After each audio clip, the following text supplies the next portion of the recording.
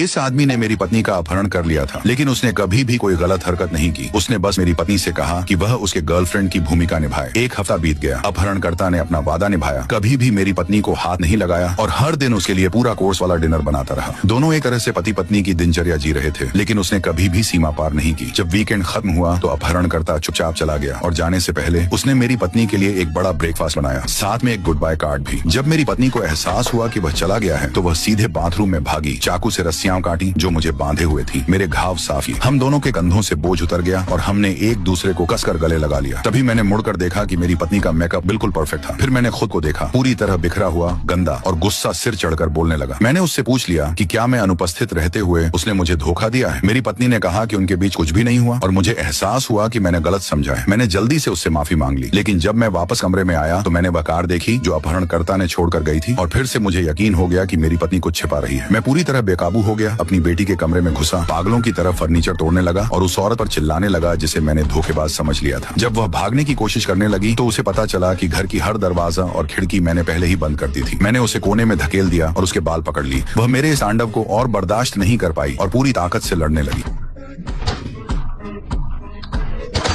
ठीक उसी अफरा तफरी के बीच अचानक मेरा फोन बज उठा। उसने फोन पर क्या था देखा और तभी सारी सच्चाई सामने आ गई। असल में धोखा देने वाला मैं ही था और मैं वही कर रहा था जो हर कायर आदमी करता है। वह पूरी तरह टूट गई और उसने हथौड़े से सब खत्म कर दिया। अंत तक मुझे समझ आया कि मैंने जो कुछ भी किया वह कितना गलत था, लेकिन अब वापसी का कोई रास्ता नहीं बचा था। जहाँ तक अपहरणकर्ता का सवाल है, वह पहले ही खुद को तालाबंदी बनाने वाले के रूप में छिपा चुका था और अब बाहर कहीं और किसी ऐसी औरत की तलाश में था जिसे प्यार में चोट लगी हो। चुपचाप अगले मजेदार छोटे वीकेंड की योजना बना रहा था।